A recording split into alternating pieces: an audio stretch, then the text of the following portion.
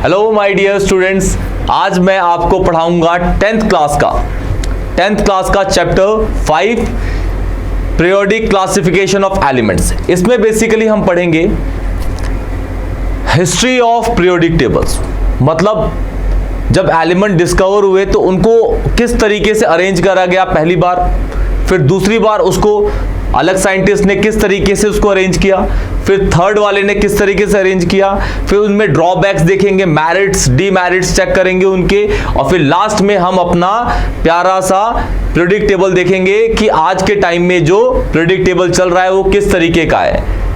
Clear? तो हम start करते हैं चैप्टर 5 का ये lecture, periodic classification of elements. Periodic classification of elements, आप देख रहे हैं कितना प्यारा लग रहा है। ये बेसिकली एटम है।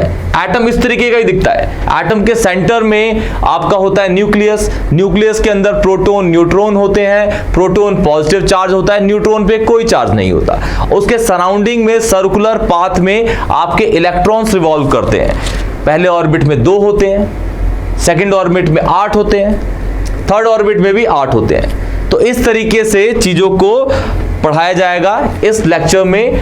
तो ये चैप्टर आपका 10th के बोर्ड के पॉइंट ऑफ व्यू से बहुत इंपॉर्टेंट है। तो इनको बहुत प्यार से देखिएगा, इसको प्यार से करिएगा और सीखिएगा एटम्स और पीरियोडिक टेबल किस तरीके से बने, इनके मेरिट्स डिमेरिट्स को चेक करेंगे। तो चलिए स्टार्ट करते हैं अपना ये लेक्चर,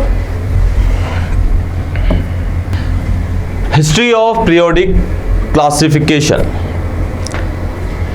पीरियोडिक टेबल आज तक 4 बने हैं टोटल। कितने? 4। सबसे पहले साइंटिस्ट थे, उनका नाम था डबर्नियर। डबर्नियर ने सबसे पहला पीरियोडिक टेबल को बनाया। सबसे पहले पीरियोडिक टेबल को किसने बनाया? डबर्नियर ने। किसने? डबर्नियर ने। सबसे पहला जो पीरियोडिक टेबल था उसको डबर्नियर ने बनाया। आप देख रहे हैं सबसे पहला जो पीरियोडिक टेबल वो बनाया डबर्नियर, उसे कहते हैं डबर्नियर ट्राइड्स। डबर्नियर ट्राइड्स। सेकंड, उसके बाद न्यूलैंड साइंटिस्ट थे, इन्होंने पीरियोडिक टेबल बनाया, उसका नाम दिया न्यूलैंड लॉ ऑफ ऑक्टेव्स।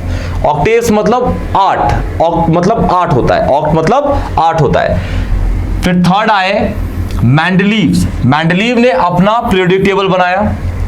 उसके बाद आज के टाइम में जो रिसेंट चलता है उसका नाम है हेनरी मॉजले का, और उसमें कुछ कंट्रीब्यूट किया था किसने? नील बोर्स ने। नील बोर्स ने भी इसमें थोड़ा सा कंट्रीब्यूशन दिया था, लेकिन नाम जो जाना जाता है वो जाना जाता है हेनरी मॉजले का।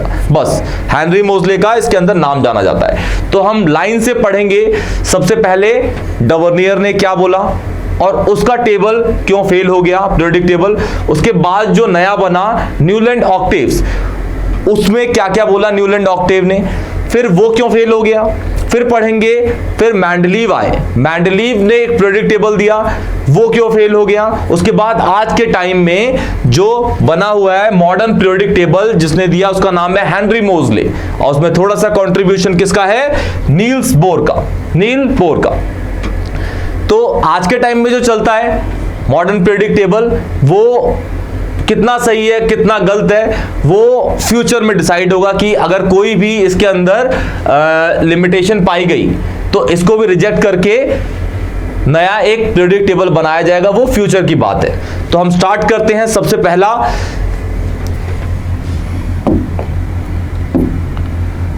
नाम है इसका डबर्नियर ट्राइड्स। डबर्नियर ने क्या कहा? डबर्नियर ने क्या कहा?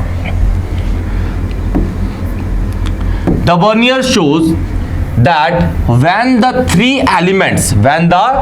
elements called triad were written in the order of increasing atomic mass। इसने बोला कि एक ग्रुप के अंदर 3 एलिमेंट आते हैं, एक ग्रुप के अंदर 3 एलिमेंट आएंगे और वो तीनों एलिमेंट इंक्रीजिंग ऑर्डर में लगे होंगे, इंक्रीजिंग ऑर्डर ऑफ एटॉमिक मास में। अच्छा, एक और चीज है, जो आपका मेंडलीव आएगा, ऑक्टेव आएगा और मॉडर्न पीरियोडिक टेबल, ये भी जो पीरियोडिक टेबल बने हैं ये चीज इसमें सिमिलर है। सिमिलर कौन सी? ये 3 वाली नहीं, ये वाली। इंक्रीजिंग ऑर्डर ऑफ एटॉमिक मास, सबके सब इंक्रीजिंग ऑर्डर ऑफ एटॉमिक मास के थ्रू ही अरेंज करे गए हैं, लेकिन और भी कुछ कुछ प्रॉपर्टीज उसमें अलग अलग है, लेकिन ये चीज तो सब में कॉमन ही है, सब में कॉमन है, इंक्रीजिंग ऑर्डर ऑफ एटॉमिक मास। फिर डबर्नियर ने सेकंड क्या बोला? डबर्नियर ने बोला atomic mass of the middle element was roughly the average of the atomic mass of the other two elements। मतलब उसने बोला कि मेरे पास अगर एक ग्रुप है उसमें 3 एलिमेंट है, तो फर्स्ट और थर्ड का एटॉमिक मास का एवरेज इक्वल होगा उसके बीच वाले के, पहले और थर्ड का एटॉमिक मास का एवरेज इक्वल होगा किसके? बीच वाले के। ये किसने बोला? डबर्नियर ने। ये उसकी स्टेटमेंट थी। इसके बाद ये वाली, तो हम इसको देखते हैं आगे। अब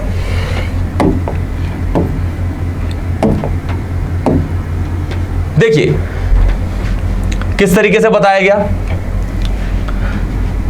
ये है एलिमेंट, ये वाला जो है ये ग्रुप 1 है, ये है ग्रुप 1, ये है आपका ग्रुप 2, ये है आपका ग्रुप 3। ध्यान से देखिएगा, इसके नीचे जो एलिमेंट है वो है पोटेशियम,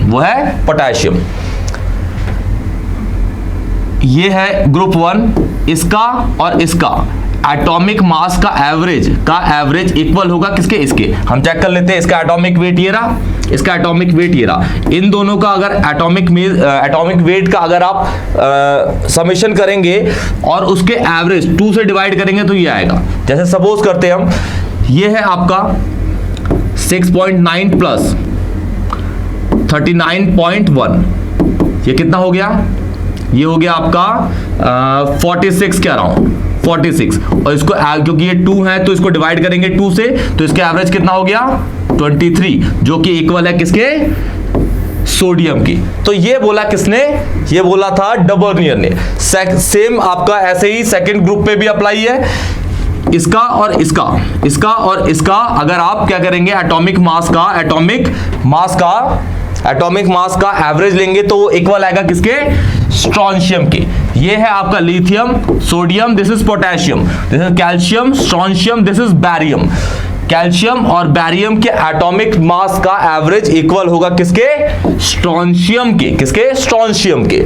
ऐसे ही ग्रुप 3 है आपका एलिमेंट, क्लोरीन और आयोडीन, इन दोनों के इसका और इसका मास ये रहा, इसका मास ये रहा, इसका और इसका एवरेज लेंगे तो वो इक्वल होगा किसके? इसके, जो कि है ब्रोमीन।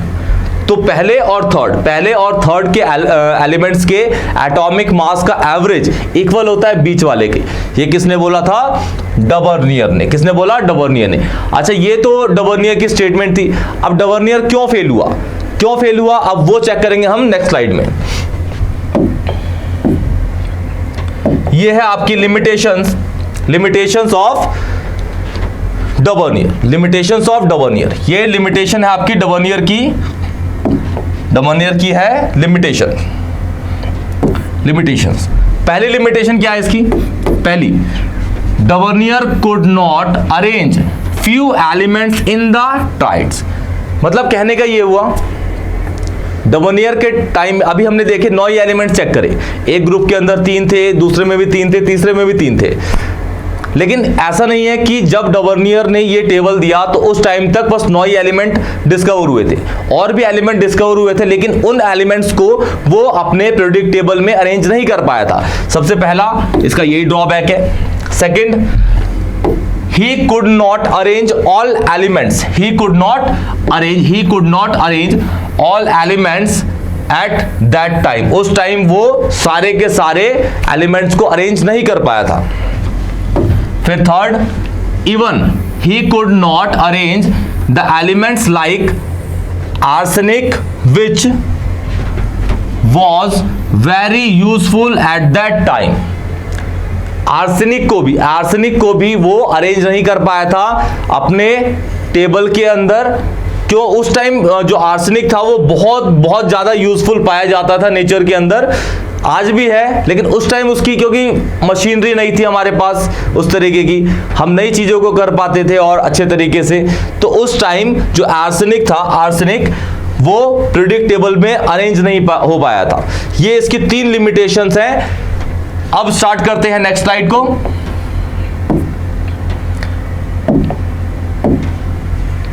डबोनियर की लिमिटेशंस, 3 डबोनियर की लिमिटेशंस थी।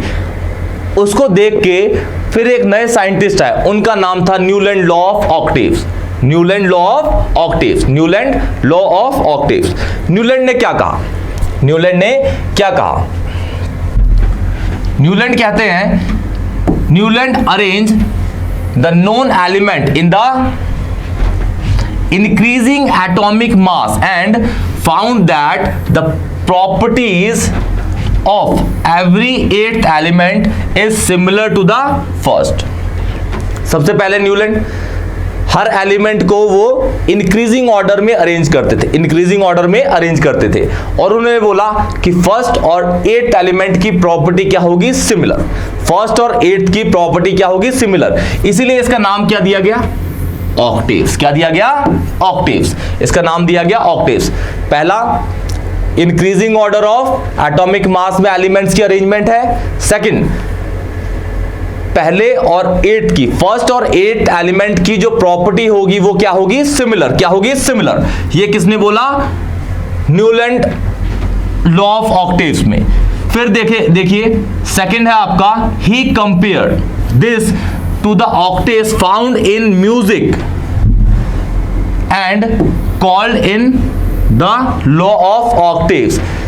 मतलब कहने का ये हुआ कि जैसे म्यूजिकल टर्म्स होती हैं, सारे गामा पाधा निसा, सारे गामा पाधा निसा, सारे gamma Padha Nisa. It means कि पहला और लास्ट, उसके बाद जो स्टार्ट होता है फिर से वही स्टार्ट हो जाता है, सारे गामा पाधा निसा, फिर सारे गामा पाधा निसा, सारे गामा पाधा निसा, सा के बाद फिर से सारे गामा पाधा निसा आ रहा है। इसका मतलब पहला और 8 बिल्कुल सिमिलर है। इसको मैं आपको समझाऊंगा और अच्छे तरीके से इसके टेबल के अंदर। अच्छा, इसके एग्जांपल्स देख लीजिए। एग्जांपल है, the properties of lithium, the properties of lithium and sodium were found to be same. जो पीरियोडिक टेबल है वो उसमें आपको दिखाऊंगा कि पहले और 8th एलिमेंट की जो प्रॉपर्टी होगी वो सिमिलर होगी या सेम होगी। तो देखिए, ये है आपका न्यूलैंड का पीरियोडिक टेबल। मैं आपको बोल रहा था सारे गा मा पा धा नी, फिर आ रहा है आपका, मतलब इसको 1 लेंगे, इसको 2 3 4 5 6 7, फिर 8 जो जाएगा आपका यही होगा 8। 1 और 8 की प्रॉपर्टी सेम है, मतलब वो है साही, साही है वो। इसी के अंदर इसमें देखिए जरा, ये है आपका, सपोज करते हैं हाइड्रोजन, ये हो गया पहला, दूसरा lithium, beryllium, boron, carbon, nitrogen, oxygen. ये 1 हो गया, ये 2 हो गया, 3 4 5 6 7, और ये हो गया 8। इसकी और इसकी प्रॉपर्टी क्या होगी? दोनों की सेम, क्योंकि फर्स्ट और 8 की प्रॉपर्टी क्या होती है? सेम। फर्स्ट और 8 की प्रॉपर्टी होती है सेम। अगर हम ले लिथियम, लिथियम ले तो लिथियम ये हो गया first, second, third, fourth, fifth, sixth, 7 और 8, मतलब लिथियम और सोडियम की प्रॉपर्टी सेम होगी, जैसा आपको पहली वाली से स्लाइड में एग्जांपल था लास्ट वाला। ऐसे ही अगर हम देखें बेरिलियम पे, 1 2 3 4 5 6 7 8, बेरिलियम एंड मैग्नीशियम की प्रॉपर्टी होगी सेम, बेरिलियम एंड मैग्नीशियम की प्रॉपर्टी होगी सेम। अच्छा, एक और चीज है, अगर मैं मैग्नीशियम को यहां पे स्टार्ट करूं मैग्नीशियम से, तो 1 2 3 4 5 6 7 8, इसकी और इसकी प्रॉपर्टी सेम होगी। ठीक है, ये तो हो गया यहां पे। और एक और चीज है, कहीं स्लॉट में एक ही जगह पे 2 एलिमेंट्स पाए जा रहे हैं। ये इसका क्या बना लास्ट में, इसके ड्रॉबैक से लिमिटेशंस में पाया गया कि एक ही स्लॉट के अंदर 2 एलिमेंट्स भी पाए जा रहे हैं। अच्छा, तो पहले तो हमने देख लिया कि न्यूलैंड ऑक्टेव क्या कहता है। न्यूलैंड ऑक्टेव कहता है कि फर्स्ट और 8th एलिमेंट की जो प्रॉपर्टी होगी, फर्स्ट एंड 8th एलिमेंट की जो प्रॉपर्टी होगी वो होगी सेम, वो होगी सेम, बिल्कुल सेम प्रॉपर्टी होगी, सिमिलर कह सकते हैं आप। अच्छा, अब स्टार्ट करते हैं इसके आगे। ये आ गए आपके लिमिटेशंस ऑफ न्यूलैंड के, ये आ गए लिमिटेशंस ऑफ न्यूलैंड में क्या कहता है, देखिए कहता है कि कैल्शियम के बाद, ये कह रहा है कि कैल्शियम के बाद, एक मिनट,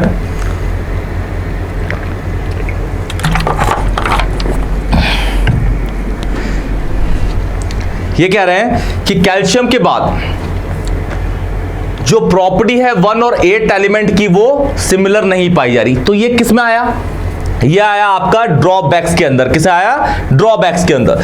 तो या फिर लिमिटेशन आप कह सकते हैं। तो देखिए क्या लिखा हुआ है, it was applicable up to calcium for lighter element only. मतलब ये जो पीरियोडिक टेबल है वो कैल्शियम तक ही सही था, उसके बाद जो एलिमेंट्स में 1 और 8 की प्रॉपर्टी सिमिलर पाई जा रही थी वो सेम नहीं पाई गई, तो इसके ड्रॉबैक या लिमिटेशंस में आ गया। Second, the property of new discover element did not fit into the law of Octave. जो नए पाए गए एलिमेंट्स, उनकी जो प्रॉपर्टी है वो न्यूलैंड ऑक्टेव के पीरियोडिक टेबल में फिट नहीं बैठी, इसलिए इसको बदल दिया गया, जो मेंडलीव आया थर्ड वाला।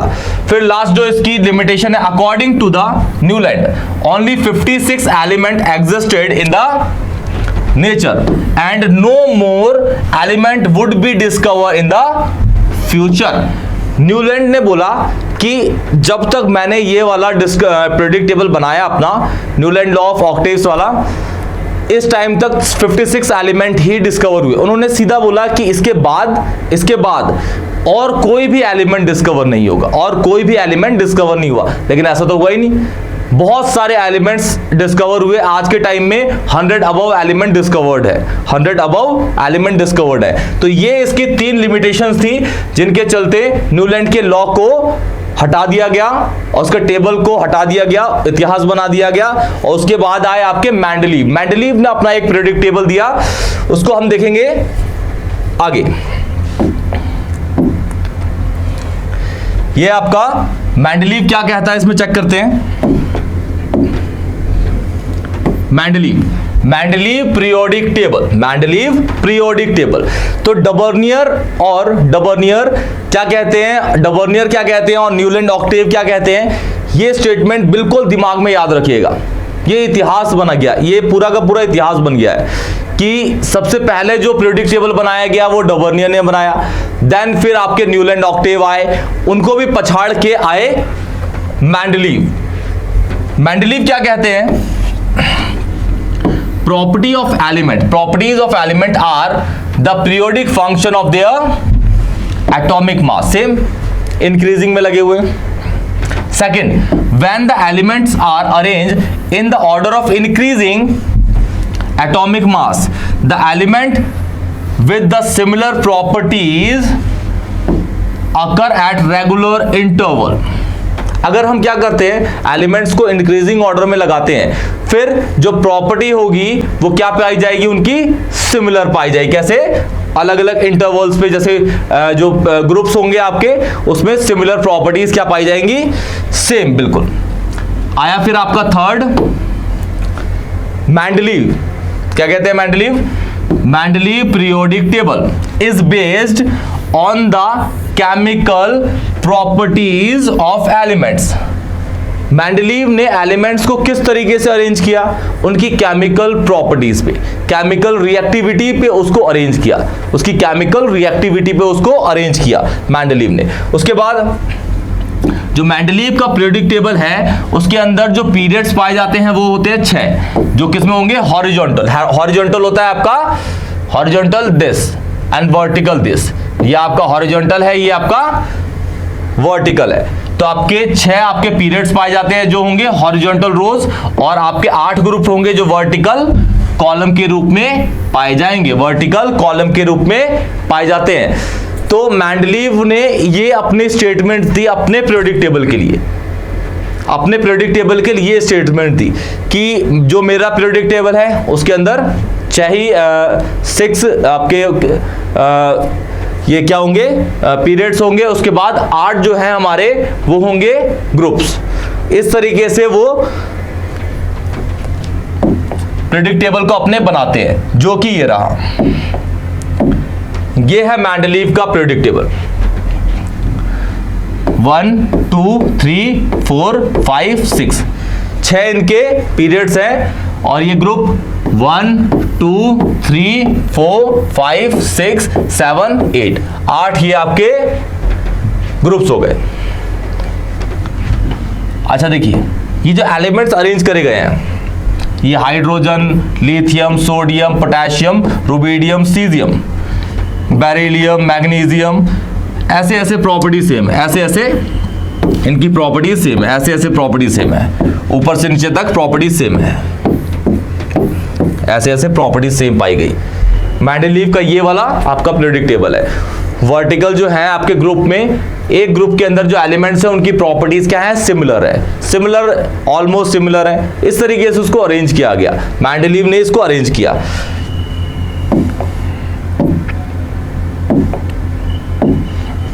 अच्छा, इसके मेरिट्स क्या थे? मेंडलीव के मेरिट्स क्या थे? सबसे पहला मेरिट है मेंडलीव का, some gaps were left for the undiscovered elements like, ये लाइक है, like gallium, scandium and germanium. Mendeleev ने जो अपना पीरियोडिक टेबल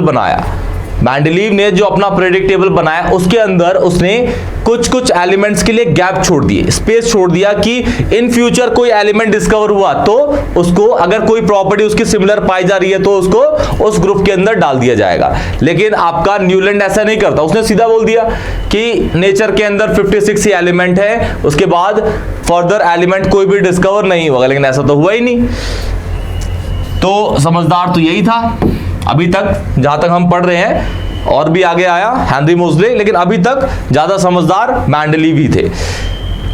उसके बाद predict properties of element on the basis of their position in the periodic table. जो properties है वो लगाई गई किस तरीके से, उसकी पोजीशंस के अकॉर्डिंग। जो पोजीशन है एलिमेंट्स की, उनकी प्रॉपर्टीज बिल्कुल लिंक करती है एक दूसरे से। जैसे कहने का मतलब हुआ, मैंने इस तरीके से आपका पीरियोडिक टेबल था, हर ग्रुप के अलग अलग एलिमेंट्स थे और उनकी प्रॉपर्टीज इसी तरीके से अरेंज करी गई थी, उनको पोजीशन उसी तरीके से दी गई थी कि भाई एक ग्रुप में ये एलिमेंट है, इनकी ये पोजीशन है, तो सबकी प्रॉपर्टीज क्या होंगी, सिमिलर होंगी। क्या होंगी, सिमिलर होंगी। उसके बाद accommodate noble gases when they were discovered without disturbing the original arrangement। जब मेंडलीव ने अपना पीरियोडिक टेबल बनाया, उस टाइम नोबल गैस डिस्कवर हो चुके थे, उस टाइम नोबल गैस डिस्कवर होने लग गए थे, कुछ हो गए थे। लेकिन नोबल गैस को उसने वहां पे अरेंज नहीं किया, नोबल गैस को उसने अरेंज नहीं किया। क्यों? क्योंकि उसकी, अगर वो अरेंज करता तो उसके और एलिमेंट्स की जो पोजीशन है वो क्या हो जाती, चेंज हो जाती, तो उसने उसको अलग ही रखा। लेकिन फिर उसको अरेंज किसने किया, हेनरी मोज़ले ने 18th ग्रुप एलिमेंट बना दिया मॉडर्न पीरियोडिक टेबल के अंदर। तो ये लिखा हुआ है, accommodate noble gases when they were discovered without disturbing. फिर लास्ट है आपका, it is useful in correcting the doubtful atomic mass of some elements. कुछ एलिमेंट्स के जो एटॉमिक मास थे वो डाउटफुल थे, लेकिन उसको फिर भी वहां पे उसने अरेंज करके रखा कि इन फ्यूचर अगर कोई परेशानी हो तो उसको सेटल कर दिया जाएगा। तो ये इसके मेरिट्स थे मेंडलीव के। अब देखते हैं इसके लिमिटेशंस को, देखते हैं limitations of Mendeleev classification. Mendeleev की लिमिटेशंस क्या क्या थी? सबसे पहली लिमिटेशन थी मेंडलीव की, position of isotopes could not be explained. Mendeleev के टेबल के अंदर एलिमेंट्स के जो आइसोटोप्स होते हैं, आइसोटोप्स आप लोगों को पता है, एक ही एटॉमिक नंबर के अलग अलग एटॉमिक मास वाले। जैसे हाइड्रोजन, 3 तरीके के हाइड्रोजन होते हैं, एक होता है प्रोटियम जो हम पढ़ते हैं नॉर्मली, एक और होता है ड्यूट्रियम, एक और होता है ट्रिटियम। तो जो प्रोटियम, ड्यूट्रियम, ट्रिटियम था, प्रोटियम की पोजीशन ही उसने बताई कि वो किस तरीके से पाया गया, कहां पे पाया जाता है। लेकिन आज के टाइम में वैसे हाइड्रोजन की पोजीशन जो है वो भी फिक्स नहीं है। जो मॉडर्न पीरियोडिक टेबल है उसके अंदर भी हाइड्रोजन की पोजीशन फिक्स नहीं पाई गई है। तो उसके मेंडलीव के अंदर, मेंडलीव के पीरियोडिक टेबल के अंदर हाइड्रोजन के आइसोटोप्स, मतलब किसी भी एलिमेंट के आइसोटोप्स की पोजीशन फिक्स नहीं थी। तो ये इसकी सबसे पहले लिमिटेशंस थी। Second, no fix position of hydrogen. Hydrogen की पोजीशन मेंडलीव के पीरियोडिक टेबल में फिक्स नहीं है। सेम वैसे आज के टाइम में भी जो पीरियोडिक टेबल पाया जाता है मॉडर्न, वो उसमें भी हाइड्रोजन की पोजीशन फिक्स नहीं है। थर्ड क्या है, wrong order of atomic mass of some elements could not be explain. कुछ एलिमेंट्स हैं जिनमें एटॉमिक मास जो है वो सही ऑर्डर में नहीं लगे हुए, इंक्रीजिंग डिक्रीजिंग इंक्रीजिंग डिक्रीजिंग लगे हुए हैं, कहीं कहीं बहुत रेयरली। तो उसको भी उसने वो नहीं बता पाया कि उसके रीजंस। तो ये 3 इसके लिमिटेशंस थे। तो ये आपकी पूरी हिस्ट्री खत्म हो गई। अब चलते हैं प्रेजेंट पे। प्रेजेंट में जो हमारा मॉडर्न पीरियोडिक टेबल पाया जाता है वो कुछ दिखता है आपको इस तरीके का। मॉडर्न पीरियोडिक टेबल इस तरीके का आपको दिखता है। मॉडर्न पीरियोडिक टेबल, यह है मॉडर्न पीरियोडिक टेबल जो बनाया हेनरी मोज़ले ने, और साथ में थोड़ा बहुत कंट्रीब्यूशन था नील बोर का।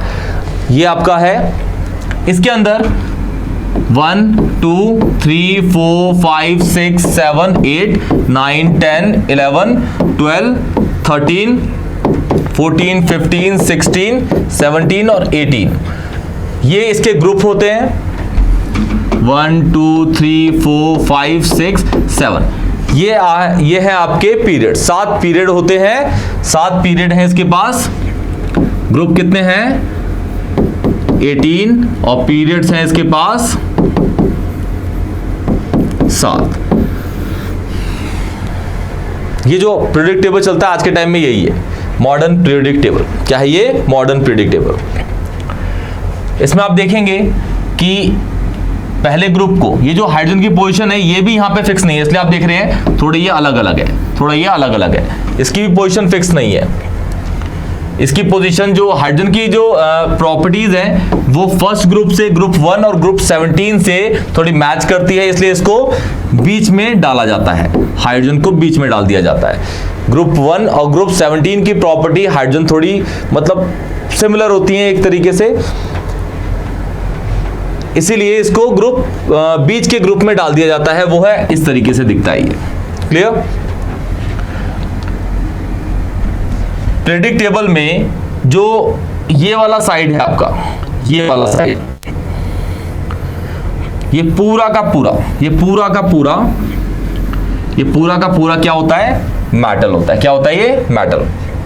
और ये जो होते हैं आपको दिख रहे हैं ये वाले, ये होते हैं मेटलॉइड्स, जो मैं आपको डिस्क्राइब करके पढ़ाऊंगा इसी लेक्चर के अंदर कि मेटलॉइड्स क्या होते हैं, मेटल की प्रॉपर्टीज क्या होती हैं। और आपने देखा कि ये वाला जो पोर्शन है आपका, ये वाला जो पूरा पोर्शन है वो है आपका मेटल, और ये वाला जो पोर्शन है ये आपका है क्या? मेटलॉइड। और ये जो बचा आपका, ये सारा का सारा नॉन मेटल होता है। क्या? Non metal. अच्छा, जो नीचे होते हैं यहाँ पे कुछ एलिमेंट देखिए मिसिंग है। ये है आपका 57 के बाद आता है 72। यहाँ एलिमेंट्स गायब हैं, उसे बोल दिया जाता है यहाँ पे, इसे बोलते हैं लैंथेनॉइड्स। क्या बोलते हैं? लैंथेनॉइड्स। और यहाँ पे भी ऐसे ही देखिए 89 के बाद सीधा आ रहा है 104 एटॉमिक नंबर। तो यहाँ पे भी एलिमेंट मिसिंग है, इसे कहते हैं क्या? एक्टिनॉइड्स। क्या बोलते हैं? एक्टिनॉइड्स। ऊपर वाला लैंथेनॉइड, नीचे वाला एक्टिनॉइड, ऊपर वाला लैंथेनॉइड, नीचे वाला एक्टिनॉइड। तो इसकी पूरी प्रॉपर्टीज पढ़ेंगे। बेसिकली इसके अंदर हमें 5 प्रॉपर्टीज पढ़नी है। पहला, वैलेंसी क्या होती है, उसका ट्रेंड चेक करेंगे पूरे पीरियोडिक टेबल में किस तरीके से उसका ट्रेंड है। सेकंड, एटॉमिक रेडियस या एटॉमिक साइज, उसका भी ट्रेंड चेक करेंगे डेफिनेशन के साथ। फिर आता है आपका मेटेलिक बिहेवियर या मेटेलिक कैरेक्टर, वो चेक करेंगे इसके अंदर डेफिनेशन के साथ। फिर नॉन मेटेलिक कैरेक्टर सेम। फिर लास्ट में है आपका इलेक्ट्रोनेगेटिविटी। तो स्टार्ट करते हैं।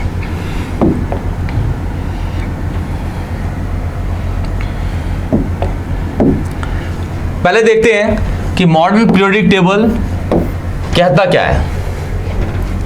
पहला, properties of element are the periodic function of their atomic mass. Same arrange करी गई है उसके इंक्रीजिंग ऑर्डर में। फिर atomic number of an element is good fundamental property then its atomic mass. Element का एटॉमिक नंबर ज्यादा useful था उसको अरेंज करने के लिए एज कंपेयर टू उसके एटॉमिक मास पे, इसलिए उसकी जो फंडामेंटल है प्रॉपर्टीज उसकी अच्छी है किसकी, एटॉमिक नंबर की, किससे, एटॉमिक मास से। लास्ट है आपका इसका, all the anomalous of Mendeleev classification disappear. जो भी अलग अलग प्रॉपर्टीज थी मेंडलीव के पीरियोडिक टेबल में, वो सारी की सारी मॉडर्न पीरियोडिक टेबल में अलग पूरा डिसअपीयर कर दी, खत्म कर दी गई। तो एनोमलस मतलब क्या होता है? एनोमलस का मतलब ये होता है, जैसे सपोज करिए कि एक बाप के 4 बेटे हैं, 3 है उसमें कमाने वाले, एक है उसको बिल्कुल ही आवारा है, तो चारों में सबसे डिफरेंट कौन है? वो आवारा वाला। तो वो एनोमलस प्रॉपर्टी शो कर रहा है चारों में। समझ आ गया? एनोमलस बिहेवियर वही होता है, एनोमलस डिफरेंट प्रॉपर्टी, बिल्कुल एक पूरे ग्रुप के अंदर बिल्कुल अलग प्रॉपर्टी शो करने वाला एनोमलस होता है। क्या होता है? एनोमलस। क्लियर? ठीक।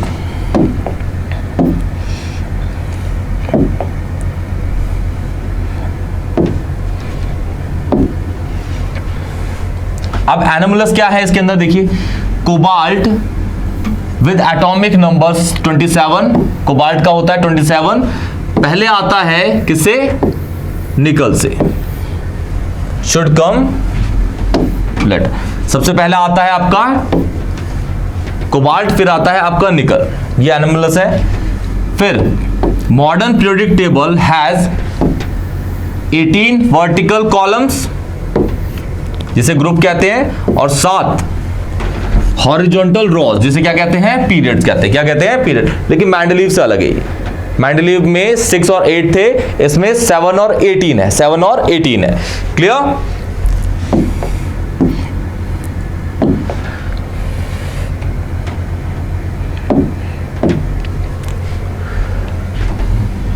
Position of elements in the modern periodic table. Elements को जज किया जाएगा कि भाई उसकी पीरियोडिक टेबल में उसकी जगह क्या है, उसको निकालने का भी एक तरीका है, उसको निकालने का एक तरीका है।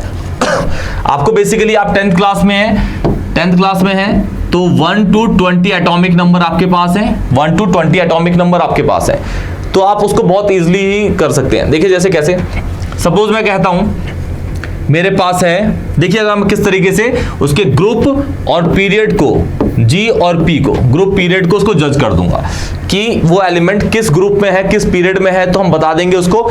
सपोज कहता हूं कि भाई मेरा एलिमेंट जो है वो है 3rd पीरियड में और 2nd ग्रुप में, तो वो मेरा पाया जाएगा कौन सा? मैग्नीशियम। क्लियर? इधर से यहां लाइए, इधर से यहां लाइए, ये मिल जाएगा। तो इस तरीके से मुझे अगर ग्रुप और पीरियड पता है तो मैं बता दूंगा कि उस एलिमेंट की लोकेशन क्या है पीरियोडिक टेबल के अंदर, उस एलिमेंट की लोकेशन बता दूंगा मैं पीरियोडिक टेबल के अंदर उसकी लोकेशन क्या है। क्लियर? ठीक है, तो सपोज करके देखते हैं मैग्नीशियम को, देखते हैं मैग्नीशियम एटॉमिक नंबर 12 होता है इसका, 2,8,2, ये इसकी कॉन्फ़िगरेशन है। तो देखिए सबसे पहले कितने भागों में बटा है? 1 2 3, कितने? 3। तो जितने भागों में बटेगा वो उसका होगा पीरियड। क्या होगा? पीरियड। तो इसका पीरियड है 3। क्लियर? उसके बाद उसके आउटर मोस्ट शेल में कितने इलेक्ट्रॉन है? उसके आउटर मोस्ट शेल में है कितने? 2 इलेक्ट्रॉन। तो वो हो गया आपका जी। तो 2p जो उसका पीरियड हो गया वो हो गया 3rd और ग्रुप हो गया उसका 2nd। तो देखिए यहां पाया गया, ये यहां पे इस जगह से पाया गया। लेकिन एक चीज को थोड़ा ध्यान रखना है आपको कि अगर आपके आउटर मोस्ट शेल में एलिमेंट इलेक्ट्रॉन्स हैं 1 या 2, क्लियर? 1 या 2, तो आप इसको नॉर्मली निकालेंगे। इन केस अगर कुछ और होता है तो देखिए जैसे जज करते हैं हम, इसमें चेक भी कर लेंगे। सपोज मेरे पास मैं जज करता हूं किसको? सिलिकॉन एटॉमिक नंबर 14 है इसका, 14, 2,8,4। क्लियर? तो इसका पीरियड तो हमें पता चल गया भाई 3rd है, लेकिन इसके आउटर मोस्ट शेल में 4 इलेक्ट्रॉन है, तो हम बोलेंगे भाई ये फोर्थ में पाया जा रहा है, फोर्थ में, इस वाले में, लेकिन नहीं, फोर्थ में तो नहीं पाया गया, क्योंकि बीच में आ रहे हैं 10 एलिमेंट्स के गैप। किसके आ रहे हैं? 10 एलिमेंट्स के गैप। तो अगर आपके आउटर मोस्ट शेल में 1 या 2 इलेक्ट्रॉन है तो नॉर्मली निकालेंगे, अगर 1 या 2 से ज्यादा है, जैसे 3, 4, 5, 6, 7, 8, तो आपको 10 ऐड करना पड़ेगा, क्योंकि इन स्पेस को, इस स्पेस को आपको, ये स्पेस 10 का है, वो आपको वहां पे ऐड करना पड़ेगा और आपको निकल जाएगा। जैसे मेरे आउटर मोस्ट शेल में कितने हैं? 4 हैं, तो मैं 10 ऐड कर दूंगा, मेरा आ जाएगा जी, कितना आ गया? 14। तो थर्ड पीरियड ग्रुप आ गया 14, देखिए आ गया 14 पे, क्लियर? जैसे सपोज मैं करता हूं, मेरे पास 17 है, क्लोरीन है, एटॉमिक नंबर 17, 2,8,7, तो ये 3 है, 1, 2, 3, तो पीरियड तो निकल गया भाई मेरा, कौन सा हो गया? थर्ड ग्रुप, क्योंकि लास्ट आउटर मोस्ट शेल में 2 से ज्यादा इलेक्ट्रॉन्स है, तो मैं कितना ऐड करूंगा? 10, तो इसमें ऐड कर देंगे 10, तो ये हो गया 17, देखिए ये पाया गया, थर्ड में पाया जा रहा है और 17 में, थर्ड एंड 17। इस तरीके से आप किसी भी एलिमेंट की 1 to 20 कह रहा हूं मैं, 1 to 20, क्योंकि आपके कोर्स में इतना ही है, 1 to 20 एलिमेंट्स की पोजीशन को आप प्रिडिक्ट कर सकते हैं कि वो कौन से पीरियड और कौन से ग्रुप में एग्जिस्ट करेगा। क्लियर? तो बढ़ते हैं हम नेक्स्ट स्लाइड पे।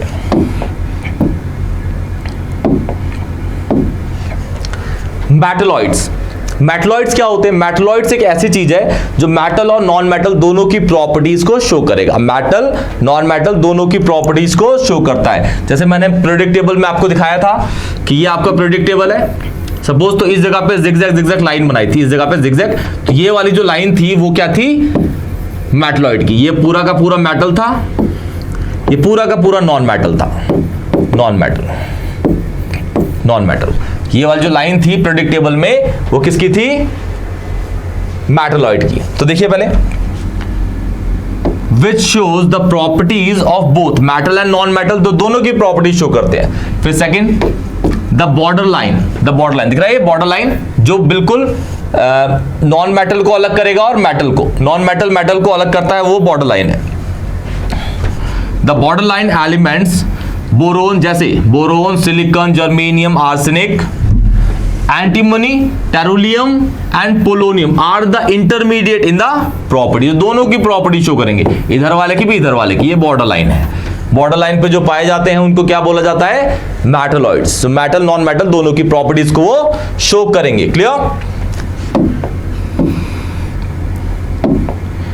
मॉडर्न प्रेडिक्टेबल में हमें ट्रेंड चेक करने हैं, इन पांचों चीजों के ट्रेंड चेक करने हैं कि किस तरीके से किस साइड मूव करेंगे, इंक्रीज होते हैं, किस साइड डिक्रीज होते हैं, इंक्रीज डिक्रीज। इस तरीके से हम पूरे प्रेडिक्टेबल में इनको जज करेंगे कि लेफ्ट टू राइट या right to left, top to bottom या बॉटम टू टॉप इंक्रीज कर रही हैं या डिक्रीज। कौन कौन सी चीजें? वैलेंसी, एटॉमिक साइज, इसको एटॉमिक रेडियस भी कह सकते हैं, metallic character, non metallic character, and last is electronegativity. ये पढ़ते ही पूरा आपका चैप्टर हो जाएगा, पूरा का पूरा खत्म, पूरा का पूरा आपका चैप्टर हो जाएगा खत्म। तो स्टार्ट करते हैं। पहले देखते हैं वैलेंसी होती क्या है। वैलेंसी होती क्या है? Number of valence shell electron present in the outer most shell of its atom. जैसे सपोज कहते हैं, वैलेंसी क्या होती है? कोई भी एलिमेंट कितने इलेक्ट्रॉन्स लेके या देके, कोई भी एलिमेंट कितने इलेक्ट्रॉन लेके या देके स्टेबल हो जाता है, तो वो उसकी वैलेंसी होती है। क्या होती है? वो उसकी वैलेंसी होती है। सपोज कहता हूं मैं, देखिए सपोज है मेरे पास लिथियम 2,1, ये दो तरीके से स्टेबल हो सकता है। जो ये लास्ट इलेक्ट्रॉन सेकंड ऑर्बिट में आ रहा है, वो कितने हैं? 1, एक इलेक्ट्रॉन है इसका आउटर मोस्ट शेल में। ये दो तरीके से स्टेबल हो सकता है। अगर ये इलेक्ट्रॉन लूज कर दे ये वाला, तो इसके आउटर मोस्ट शेल में कितने बचेंगे? 2, तो इसकी कॉन्फ़िगरेशन हो जाएगी हीलियम वाली, तो वो भी स्टेबल है, वो भी एक नोबल गैस है। अगर ये 7 इलेक्ट्रॉन गेन कर ले, तो 1 + 7 = 8, तो इसका आउटर मोस्ट शेल में भी फुल इलेक्ट्रॉन्स हो जाएंगे, जो 8 होते हैं, क्योंकि सेकंड ऑर्बिट में मैक्सिमम इलेक्ट्रॉन्स आ सकते हैं 8। क्लियर? तो उस टाइम भी ये स्टेबल हो जाएगा, 1 इलेक्ट्रॉन लूज करेगा या फिर 7 इलेक्ट्रॉन गेन करेगा। इसके लिए इजी क्या है? एक इलेक्ट्रॉन लूज करना, इसलिए इसकी वैलेंसी है 1, इसकी वैलेंसी है 1। अब बढ़ते हैं, चलिए सपोज करते हैं हमारे पास क्लोरीन है 2,8,7, इसका आउटर मोस्ट शेल में 7 इलेक्ट्रॉन है। ये दो तरीके से स्टेबल बन सकता है, अगर ये एक इलेक्ट्रॉन को गेन कर ले या 7 को लूज कर दे। इसके लिए इजी है एक इलेक्ट्रॉन गेन करना, इसलिए इसकी वैलेंसी है 1। क्या है इसकी वैलेंसी? 1। तो कोई भी एलिमेंट इलेक्ट्रॉन दे के या लेके, जो उसके लिए सुटेबल हो, इजी हो, इलेक्ट्रॉन लेके या देके, जैसे इलेक्ट्रॉन लेके स्टेबल हो रहा है और इजीली हो रहा है तो वो उसकी वैलेंसी, या फिर दे के स्टेबल हो रहा है तो वो उसकी वैलेंसी है। क्लियर? जो आपने देखा यहां पे एक इलेक्ट्रॉन देके, ये एक इलेक्ट्रॉन लेके, वैलेंसी दोनों की एक ही है, लेकिन आउटर मोस्ट शेल में इलेक्ट्रॉन्स अलग अलग हैं। क्लियर? जो एलिमेंट जितने इलेक्ट्रॉन लेके या देके इजीली स्टेबल बन जाता है वो उसकी वैलेंसी होती है। क्लियर? ठीक। सेकंड वाला, on moving from left to right in the each period valency of element increases from 1 to 4। 1 to 4 जो वैलेंसी होगी मैक्सिमम 4 जाती है, मैक्सिमम 4, 1 2 3 4। फोर्थ होती है आपकी कार्बन की टेट्रावैलेंसी। आपने पढ़ा है कार्बन की यूनिक प्रॉपर्टी होती है टेट्रावैलेंसी। क्या होती है? टेट्रावैलेंसी। क्या? Tetravalency. Carbon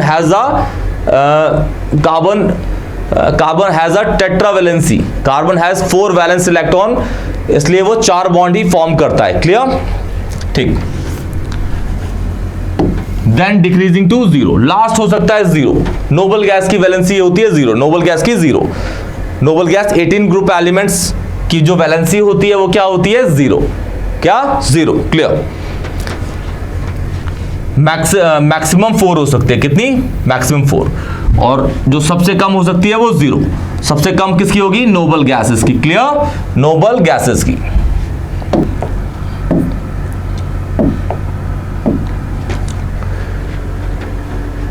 trend in the modern periodic table किसका? वैलेंसी का। वैलेंसी आपको पता है, मैक्सिमम वैलेंसी 4 हो सकती है और कम से कम वैलेंसी होगी 0 की। किसकी? 0 की। 0 नोबल गैस की वैलेंसीज होती हैं, क्योंकि नोबल गैसेस ना इलेक्ट्रॉन लेते हैं ना इलेक्ट्रॉन्स को देते हैं, वो इनर्ट रहते हैं। क्लियर? ठीक। तो स्टार्ट करते हैं वैलेंसी को। ये जो ग्रुप 1 एलिमेंट्स है, इनके ऊपर ये हमेशा एक इलेक्ट्रॉन लूज करते हैं। जैसे सपोज करते हैं हमारे पास लिथियम है, लिथियम 2,1, ये 2,8,1, ये 2,8,8,1। ठीक है? ये हो या फिर ये, सबके आउटर मोस्ट शेल में एक एक इलेक्ट्रॉन रहते हैं। तो ये एक, इनकी वैलेंसी क्या होती है? 1। इनकी वैलेंसी होगी 2, क्योंकि इसके आउटर मोस्ट शेल में कितने होते हैं? 2। क्लियर? ऐसे ही करते करते आप समझ गए कि ये है आपका लेफ्ट वाला पोर्शन, दिस इज लेफ्ट, और ये है राइट, लेफ्ट से राइट। ये है आपका टॉप, ये है टॉप, और ये है आपका bottom. Top to bottom valency vary नहीं करती। क्यों? क्योंकि इसकी वैलेंसी भी 1 है, इसकी भी 1 है, इसकी भी 1 1 1 1 सेम रहती है। Top to bottom valency same रहती है। लेकिन अगर हम देखें यहां से यहां तक, लिथियम से बेरिलियम तक वैलेंसी बढ़ी, उसके बाद यहां पे 2,3, इसकी 3 हो गई, इसकी 2,4, तो मतलब इस ग्रुप तक इसकी वैलेंसी क्या होती है? बढ़ती रहती है। 6 ग्रुप तक, यहां से यहां तक वैलेंसी क्या कर रही है? बढ़ रही है। फिर यहां से यहां तक वैलेंसी क्या करती है? घटती है। इसकी वैलेंसी फिर से 3 होती है, क्योंकि ये 3 इलेक्ट्रॉन को गेन करता है। इसके 2,5 कॉन्फ़िगरेशन है नाइट्रोजन की, तो ये 3 इलेक्ट्रॉन्स को क्या करता है? गेन करता है। तो इसकी 3 वैलेंसी है। सेम ऑक्सीजन की वैलेंसी कितनी होती है? 2,6 होता है इसका, और ये 2 इलेक्ट्रॉन्स को गेन करता है और इसकी वैलेंसी होती है 2। सेम अब देखेंगे आप फ्लोरीन के आउटर मोस्ट शेल में होते हैं 7 इलेक्ट्रॉन्स, ये 1 इलेक्ट्रॉन गेन करता है, इसकी वैलेंसी होती है 1। नोबल गैसेस इलेक्ट्रॉन को गेन नहीं करते, ना ही वो लूज करते हैं। तो मतलब यहां से यहां तक वैलेंसी क्या करती है? बढ़ती है। फिर इस ग्रुप से क्या करती है? घटती है, और लास्ट में हो जाती है 0। नोबल गैसेस की क्या होती है? 0।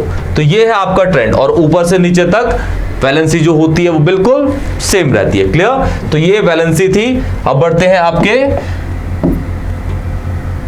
नेक्स्ट स्लाइड पे। नाम है इसका एटॉमिक साइज या एटॉमिक रेडियस। एटॉमिक साइज या एटॉमिक रेडियस। एटॉमिक साइज या एटॉमिक रेडियस। ये होता क्या है? Distance between the centre of nucleus and outer most shell या वैलेंस शेल। एटम में सेंटर के न्यूक्लियस से आउटर मोस्ट शेल तक की दूरी कहलाती है क्या? एटॉमिक साइज या atomic radius. On moving from left to right, atomic size decreases in the period because number of proton increases and force of attraction between the electron and proton increases। अगर आप देखेंगे left to right, जैसे मैं आपको periodic table में दिखाता हूं। अच्छा देखिए, सबसे पहले ये डायग्राम है, ये बहुत अच्छा दिख रहा है आपको। इसमें आप देखिए कि एटॉमिक रेडियस है क्या। देखिए ये जो पोर्शन है, ये वाला जो पोर्शन है, इसे हम कहते हैं क्या? Atomic radius. क्या कहते हैं? Atomic radius. क्योंकि ये जो एटम है, ये इसका सेंटर न्यूक्लियस है, इसका आउटर मोस्ट शेल के इलेक्ट्रॉन ये रहे, या इसमें देखेंगे तो ये है इसका एटॉमिक, इधर से ये रहा, इधर से ये रहा, सारा सेम मिला है। क्योंकि एटम एक स्फीयर होता है, स्फीयर बिल्कुल पूरा का पूरा हर साइड से एक ही तरीके का होता है। तो ये है इसका एटॉमिक रेडियस के अंदर, एटॉमिक रेडियस।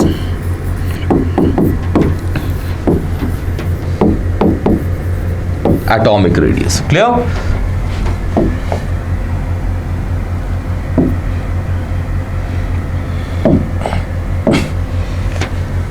देखिए आप देख रहे हैं, जैसे बात करते हैं हम लिथियम की। लिथियम के आउटर मोस्ट शेल में इलेक्ट्रॉन है। लिथियम के आउटर मोस्ट शेल में एक इलेक्ट्रॉन है और इसके सेंटर में 3 प्रोटॉन है, क्योंकि इसका एटॉमिक नंबर 3 है। इसके सेंटर में न्यूक्लियस में चार्ज होंगे प्रोटॉन 4, इधर होंगे 5, 6, 7, 8, 9, 10, ये सारे प्रोटॉन। मतलब आप देखेंगे लेफ्ट टू राइट जो होता है वो साइज क्या कर रहा है? नंबर ऑफ प्रोटॉन इंक्रीज कर रहे हैं। क्या कर रहे हैं? नंबर ऑफ प्रोटॉन इंक्रीज, इधर से इधर नंबर ऑफ प्रोटॉन इंक्रीज कर रहे हैं। क्या कर रहे हैं? नंबर ऑफ प्रोटॉन इंक्रीज करते हैं। तो जो सराउंडिंग में होते हैं आपके, क्या सराउंडिंग में, जैसे एग्जांपल के तौर पे ये सपोज आपका है लिथियम के आउटर सेंटर में 3 प्रोटॉन होंगे। बेरिलियम, ये लिथियम है, ये है बेरिलियम के सेंटर में होंगे 4 प्रोटॉन। अच्छा, इसके आउटर मोस्ट शेल, पहले शेल में 2 इलेक्ट्रॉन होंगे और दूसरे शेल में 2 इलेक्ट्रॉन। इसके ये तो प्रोटॉन हो गया, ये पहला शेल हो गया 2 इलेक्ट्रॉन, फिर लास्ट वाले में 1 इलेक्ट्रॉन। 3 प्रोटॉन इलेक्ट्रॉन को ज्यादा खींचेंगे कि 4 प्रोटॉन इलेक्ट्रॉन्स को ज्यादा अट्रैक्ट कर सकते हैं, तो साइज क्या हो जाता है उसका? छोटा। इसीलिए कह रहा हूं मैं कि लिथियम में कम प्रोटॉन होते हैं बेरिलियम से, और बेरिलियम में कम होते हैं किससे? बोरोन से। इसमें बोरोन में कम होते हैं कार्बन से। मतलब इस तरीके से नंबर ऑफ प्रोटॉन इंक्रीज हो रहा है और फोर्स ऑफ अट्रैक्शन इंक्रीज करता है, तो साइज क्या करता है? छोटा हो जाता है। क्या करता है? छोटा। तो इधर से इधर तक, यहां से यहां तक साइज क्या कर रहा है? डिक्रीज, साइज डिक्रीज करता है। अच्छा, अब यहां बढ़ते हैं। यह है आपका 2,1, यह है 2,8,1, यह है 2,8,8,1। तो इसमें देख रहे हैं, इसमें 2 ऑर्बिट है, इसमें 3 ऑर्बिट है, इसमें 4 ऑर्बिट। अब ऑर्बिट बढ़ेंगे, जैसे लिथियम की बात करते हैं। लिथियम, ये न्यूक्लियस, पहला ऑर्बिट, दूसरा ऑर्बिट, ये लिथियम के लिए। अब आते हैं किसके लिए? सोडियम के लिए, Na, ये सेंटर, पहला ऑर्बिट, दूसरा ऑर्बिट, तीसरा ऑर्बिट। तो आप देख रहे हैं कि लिथियम में 2 ऑर्बिट है, ये पहला, ये दूसरा, इसमें कितने हैं? पहला, दूसरा, तीसरा। तो ऊपर से नीचे तक शेल इंक्रीज कर रहे हैं। शेल इंक्रीज करने का मतलब ये है, शेल इंक्रीज करने का मतलब ये होता है कि एटॉमिक रेडियस भी बढ़ रहा है। तो मॉडर्न पीरियोडिक टेबल में आपका left to right size decrease होता है और टॉप टू बॉटम इंक्रीज होता है। ये इसका ट्रेंड है। क्लियर? तो अब बढ़ते हैं आगे वाली स्लाइड पे। ये आ गया आपका मेटालिक कैरेक्टर। क्या है मेटालिक कैरेक्टर? पहले देखते हैं मेटालिक कैरेक्टर होता क्या है। Metallic character means tendency to lose an electron. जो मेटल वो होते हैं जो इलेक्ट्रॉन्स को लूज करते हैं, क्या करते हैं, इलेक्ट्रॉन को लूज करते हैं। अच्छा, जो इलेक्ट्रॉन को जल्दी लूज कर देगा वो अच्छा मेटल होता है। जैसे सपोज मेरे पास दो मेटल है, metal A metal B, metal A electrons को जल्दी लूज करता है, मेटल बी थोड़ा देर में, तो मेटल ए मेरे लिए अच्छा मेटल है और ये इसकी मेटलिक कैरेक्टर अच्छा है और दूसरे वाले का कम है। क्यों? पहला वाला इलेक्ट्रॉन्स को इजीली और जल्दी लूज कर रहा है। क्लियर? ठीक। Metal occupy at the left hand side empty, empty मतलब मॉडर्न पीरियोडिक टेबल के लेफ्ट हैंड साइड में पाया जाता है। कहां पे? लेफ्ट हैंड साइड में। इस साइड में ये आपका है मेटल, इस साइड आपका मेटल पाया जाता है। ये आपके पता है मेटलॉइड होते हैं, ये आपका नॉन मेटल होता है। क्या होता है? Non metal. Clear? They are electropositive in nature. Metal जो होते हैं वो इलेक्ट्रोपॉजिटिव होते हैं। रीजन? वो इलेक्ट्रॉन छोड़ देते हैं और अपने ऊपर एक्वायर कर लेते हैं एक पॉजिटिव चार्ज। तो पॉजिटिव चार्ज जिसके ऊपर होगा वो इलेक्ट्रोपॉजिटिव होते हैं। इसलिए नॉन मेटल जो होते हैं वो हमेशा इलेक्ट्रॉन गेन करते हैं। वो आप पढ़ेंगे नीचे वैसे। तो पहला मेटल्स होते हैं वो इलेक्ट्रॉन्स लूज करते हैं, उनकी टेंडेंसी होती है। दूसरा, वो आपके लेफ्ट हैंड साइड में पाए जाएंगे और वो इलेक्ट्रोपॉजिटिव होते हैं। और लास्ट है आपका metallic character decreases down the group. metallic character decreases down the group because distance between proton and electron increases. metallic character decreases, ये गलत लिख दिया, ये increases होगा, increases। मेटलिक कैरेक्टर जो होता है वो ऊपर से नीचे इंक्रीज करता है। रीजन? क्योंकि इलेक्ट्रॉन और प्रोटॉन साइज बढ़ेगा तो सेंटर, न्यूक्लियस के सेंटर और आउटर मोस्ट शेल की दूरी वो होगी दूर, तो उनमें फोर्स ऑफ अट्रैक्शन क्या होगा? फोर्स ऑफ अट्रैक्शन कम होगा। तो बाहर वाला इलेक्ट्रॉन जो आउटर वाला है वो इजिली निकल सकता है, और इजिली निकल गया तो वो अच्छा मेटल है। बिल्कुल सही। और नॉन मेटल्स क्या होते हैं? Non metallic character means tendency to gain an electron, जो इलेक्ट्रॉन को गेन करते हैं। नॉन मेटल हमेशा इलेक्ट्रॉन गेन करते हैं। जैसे ऑक्सीजन के आउटर मोस्ट शेल में कितने इलेक्ट्रॉन है? 2,6। वो 2 इलेक्ट्रॉन गेन करता है और अपने ऊपर एक्वायर करता है O2 नेगेटिव। तो ये है इलेक्ट्रोनेगेटिव, क्योंकि अपने ऊपर चार्ज एक्वायर कर रहा है, नेगेटिव चार्ज। क्लियर? तो non metals occupy right hand side in the empty, ये राइट हैंड साइड इस साइड में पाए जाते हैं, और लेफ्ट हैंड साइड में metals. They are electronegative in nature. ये क्या होते हैं? इलेक्ट्रोनेगेटिव होते हैं, मतलब अपने इलेक्ट्रॉन को गेन करेंगे और अपने ऊपर चार्ज कर लेंगे एक्वायर नेगेटिव, क्योंकि इलेक्ट्रॉन पे भी नेगेटिव होता है और इलेक्ट्रॉन आते जाएंगे तो मेरे ऊपर क्या चार्ज हो जाएगा? नेगेटिव, और मैं क्या हूं? Non metal. क्लियर? ठीक। फिर है last, non metallic character increases down the group because distance between proton and electron decrease. ऊपर से नीचे तक इलेक्ट्रॉन और प्रोटॉन में डिस्टेंस बढ़ जाता है, तो इलेक्ट्रॉन लूज करना आसान है, लेकिन गेन करना मुश्किल है। क्यों? मेटल और नॉन मेटल दोनों एक दूसरे क्या है? Inversely proportional. अगर मेटलिक कैरेक्टर बढ़ेगा तो नॉन मेटल घटेगा, मेटलिक बढ़ेगा तो नॉन मेटलिक घटेगा। ये दोनों एक दूसरे क्या है? रेसिप्रोकल है। क्या है? इनवर्सली प्रोपोर्शनल है। तो ये है आपका ट्रेंड। ये आपको समझा देता हूं मैं मॉडर्न पीरियोडिक टेबल में। ऊपर से नीचे तक मेटलिक कैरेक्टर क्या करता है? इंक्रीज करता है। क्या करता है? Metallic character increase. और आपको पता है कि इस साइड में ये पूरा का पूरा है आपका मेटल। क्या है ये? मेटल। ये वाला पोर्शन है आपका क्या? मेटलॉइड्स का, और ये पूरा का पूरा है नॉन मेटल। क्या है ये? Non metal. क्या है? Non metal. तो ये है आपका ट्रेंड मेटल नॉन मेटल का।